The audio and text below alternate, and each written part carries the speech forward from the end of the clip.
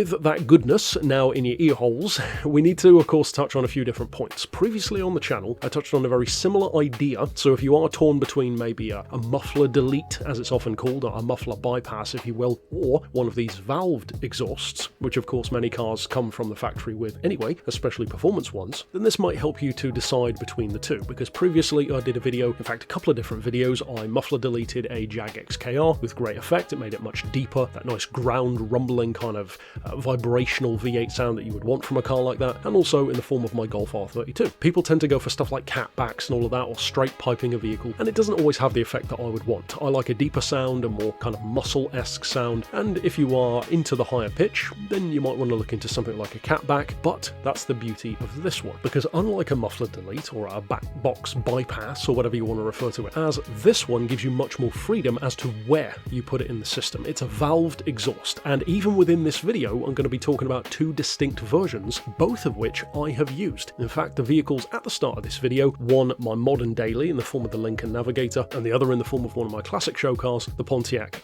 the Bonneville, they have two different versions of the exhaust valve. So we're going to touch on four primary things. The sound, which of course you've already heard, but I'll touch on that more in terms of, motorway drone or stuff like that that might be applicable. The fuel, is there any difference, if any? The cost of doing it, and we will wrap into that, of course, what's involved in actually doing it, how difficult of a job is it, will you need a garage, can you do it yourself, and then finally, performance and or power. Is there an improvement? Is there a decrease? Is there power loss? So let's actually get into whether or not the car feels different when we get to that in due time. Now, first things first, the sound. Now, in the case of the Navigator, which you heard at the start, that has a true valve, or what I would call a true valve, and you'll see what I mean in a second when we talk about the Pontiac. The Lincoln has a valve system where the valves are joined together, if you will. So as the one closes, the other opens simultaneously. That means that it operates more quickly, but also it means that all of the noise, all of the gases, all of the smoke, if you will, on a cold morning goes from out the back to completely out of that second valved pipe. The Pontiac, on the other hand, the classic Bonneville, that has a twin pipe compared to the Navigator's single. So on the Navigator, I've only got one valve, whereas on the Pontiac, it has one on either side.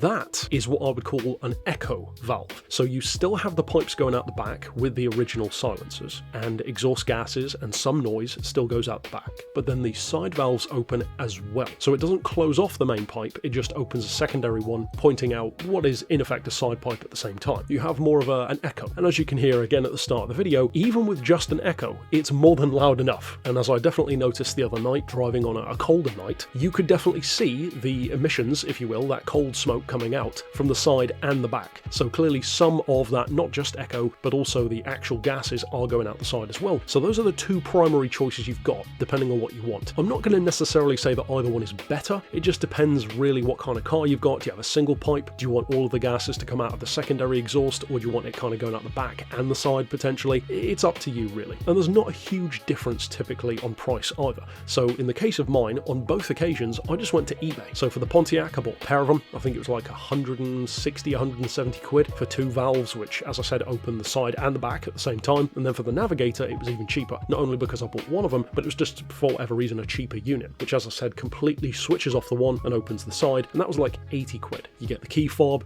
control unit, the wiring, etc. And in many cases, most cases, including mine, you'll have like a cigarette lighter attachment. That gets into more of like the cost side of things and the build. So we'll return to that point in a second, because mine do not have it attached to the cigarette lighter. It looks kind of stupid, but also I wanted it to be hardwired, if you will, into the car, so it's a permanent thing. Just before we get to that point though, we need to talk about fuel. Is there any difference in fuel economy? Well, in my experience of not only muffler deleting vehicles, but also having valved exhausts, some of the time I would drive with it closed. The majority of the time, as you would assume, I do drive with it open. In the case of the Pontiac, of course it's a show car, so you expect it to be loud anyway, so the only time I ever have it shut is really when I'm literally like leaving the house early in the morning on a weekend or something for a car show. I'll have it quieter so it doesn't wake the neighbours, and it's really, really quiet with the standard system. In the case of the Navigator, well, I don't need to worry so much because it's actually a lot quieter than I thought it would be. It sounds perfect. It's not so loud or so obnoxious that it reverberates through the car on the motorway or anything like that. It just sounds like it should. A big American V8. It has that kind of deep burble that you would want. Ford, if nothing else, makes great sounding engines, and of course it is an F-150 engine underneath. The long and the short of it is, I would say no. I have not noticed any kind of fuel economy difference, any kind of efficiency difference. Some people, again, online will say, oh, I lost so many miles per gallon gallon, I lost this, I lost that, I'm spending this on fuel. I actually have a theory on that. I think the only reason why people are actually seeing a fuel economy decrease is because you're driving it harder,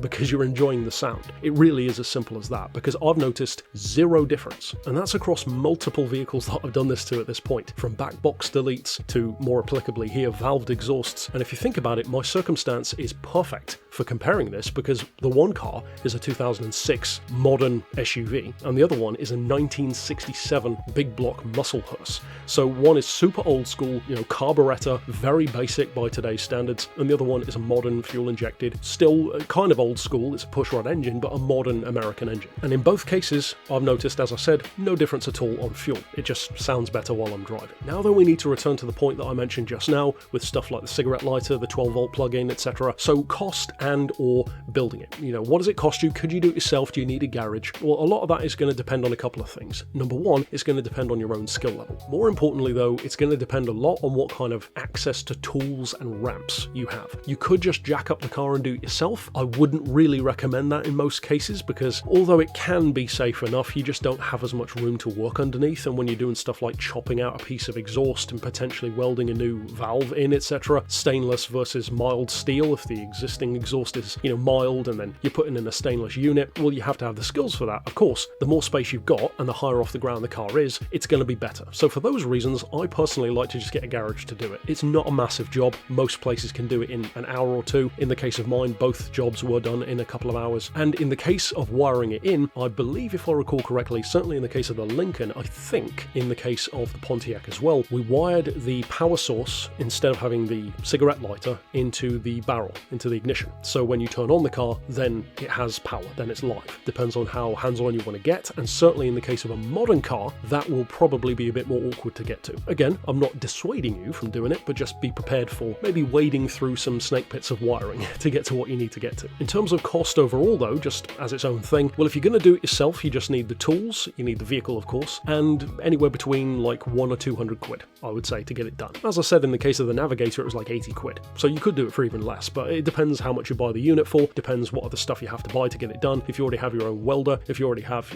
all your own tools, it's all going to make a difference. And as I alluded to, I don't have ramps at home, I don't have a gantry over the driveway or anything like that, so it was just easier and simpler. For the sake of like an extra, hour or two of labour, I would recommend just getting a garage to do it for you. 80 quid for the valve. Even if you have to buy two of them, then of course account for that difference, so say 160, 170, and then say, it depends what the hourly rate of the garage is. In the case of mine, I use a specialist, so they're like 70 an hour, so that adds up a bit quicker. But even so, you're talking 140 quid-ish for 2 hours of work, and 80 quid in the case of the Navigator. So like I said, 200-300 quid should do it, more often than not. And last but not least, we have the ever controversial power loss. Is there a difference in performance? Is there a difference in power? You ask anyone and everyone on the internet, everyone's going to give you a different answer. My answer has pretty much always been consistent, which should tell you something. I've seen no difference at all in performance. Of course, I have not done dyno runs on these vehicles, and I have heard from people occasionally. I believe somebody said that that a BMW Z4 or something, and they'd done a valved exhaust or a back box delete, and they lost like 5 horsepower, I think, something like that on the dyno. So I guess there is some evidence to say that some cars will lose some. It probably also depends on how the exhaust system itself is being used by the manufacturer. In other words, some exhaust systems are designed with performance in mind, and some are designed with keeping the car nice and quiet in mind. So in the case of my Navigator, for example, it has a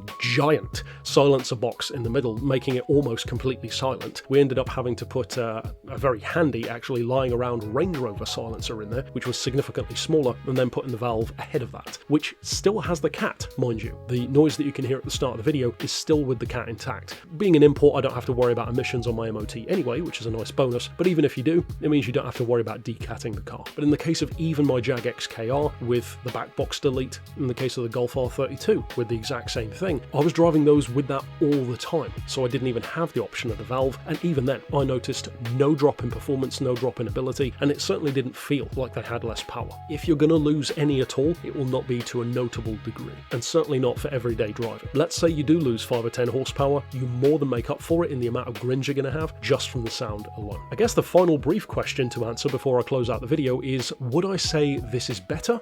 the same, or not as good as just doing a back box delete? Well, it depends what you want. In terms of simplicity, a back box bypass is technically simpler. Certainly if you're doing it yourself, it's a lot easier. You can just get a stainless Y pipe, cut out the back box. In the case of a valved exhaust, you've got a bit more wiring to do. You've got to cut out a section of exhaust, weld in the new piece. You've got to be quite strategic, thinking about the heat coming out of the new exhaust. You don't want to fry anything or have it directly on your fuel lines, etc. So there is more involved, hence again why I said just let a garage do it. I would say that the valve system is better because of the convenience. It allows you to go from much more quiet to much more extreme. The muffler delete or back box delete is fantastic if you're fine with the car being louder but not extremely loud all the time. The beauty of the valve is you can go from dead quiet, in other words from factory sound, to far louder but also having the choice between the two. Plus as a nice little bonus, if you ever do sell your car and the next buyer for example isn't a fan of it being loud all the time, they have the option. If you are interested though in checking out the back box deletes, then I will put on screen a link to the Jag and to the Golf R32, and I'll also probably put links to those in the description below if you want to click through. So I'll potentially see you in those videos, and for now, happy driving.